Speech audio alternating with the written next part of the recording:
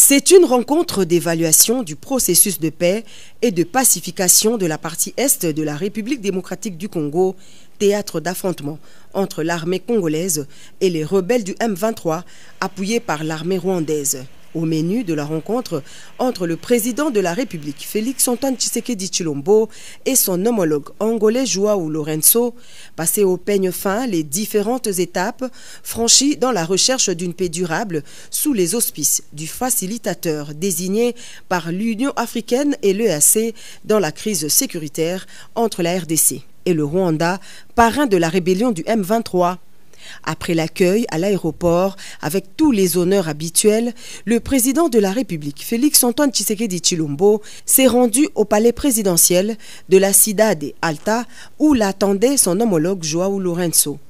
Il s'en est suivi un entretien à deux, hors projecteur, qui a duré plus de 2 heures. L'enjeu est de taille pour les deux chefs d'État, car dans sa démarche de recherche de la paix entre les deux parties et avec le souci de faire respecter le cessez-le-feu imposé à la rébellion du M23, le président Lourenço a sollicité le Parlement de son pays pour voter une résolution accordant l'envoi d'un contingent de 500 soldats à l'est de la RDC. L'arrivée du chef de l'État dans la capitale angolaise ce samedi 18 mars intervient dans une approche informative, le but étant également de recueillir tous les détails opérationnels de cette mission des soldats des forces armées angolaises dans l'est de la RDC. Vous savez que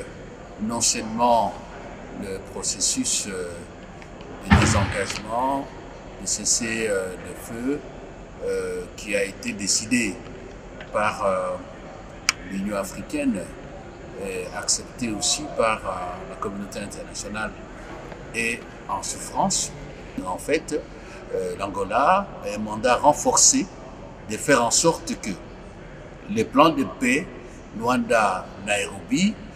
auxquels j'ai fait allusion, soient effectivement exécutés par le M23. Et donc, le Parlement angolais a avalisé cette initiative forte. Et certainement que le chef d'État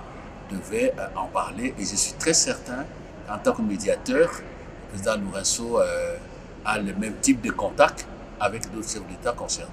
Les entrevues entre les deux personnalités interviennent alors que les nouvelles du front renseignent que des rebelles terroristes du M23 se seraient retirés de plusieurs localités de l'Est et une relative accalmie s'observe sur le terrain. Ces quelques heures passées à Luanda auront suffi aux garants des institutions et commandant suprême des FARDC de s'imprégner des dispositions prises par le Parlement angolais, une preuve éloquente de sa détermination à ramener la paix durable à l'Est, mais aussi se rassurer auprès de son homologue João Lourenço que le contingent annoncé avec ses quelques 500 hommes aux côtés des troupes de la MONUSCO et de l'EAC ne sera pas une force de trop déployée à l'Est de la RDC.